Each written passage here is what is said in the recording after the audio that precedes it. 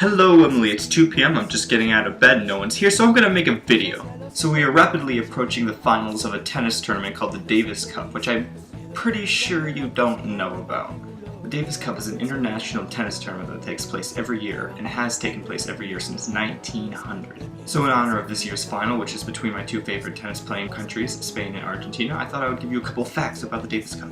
The Davis Cup tournament, which as I previously said, started in 1900, was originally known as the International Lawn Tennis Challenge, and yet I had to look at the script to read that because I wasn't sure I didn't memorize it. The namesake of the Davis Cup is Dwight Davis, who, besides being a very good tennis player, was also a politician in the United States government. Before he died in 1945, he served as the Secretary of War and the Secretary General of the Philippines.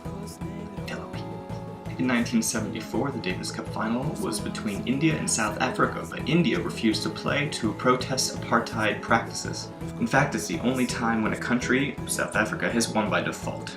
No country has ever won the Davis Cup for more than 9 times, except for the US, who has won 32 times, and Australia 28. However, Australia holds the most consecutive number of times in the finals at 27. Great Britain is the only country to have appeared at every single Davis Cup in the history of the Davis Cup, which is a lot. Like, over 110 times. John McEnroe is the greatest player in US Davis Cup history, winning 41 singles matches and 59 in total. The longest match in the history of the Davis Cup was between John McEnroe and Mats Wilander, I don't think I'm pronouncing it right. But anyway, it was 79 games and lasted over 6.5 hours. In 2001, Togo put out the oldest player in the history of the Davis Cup at 59 years old, and he didn't do too well, not surprisingly.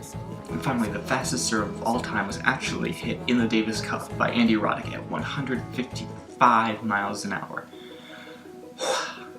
Anyway, I hope you enjoyed that Davis Cup trivia, and I will see you next week.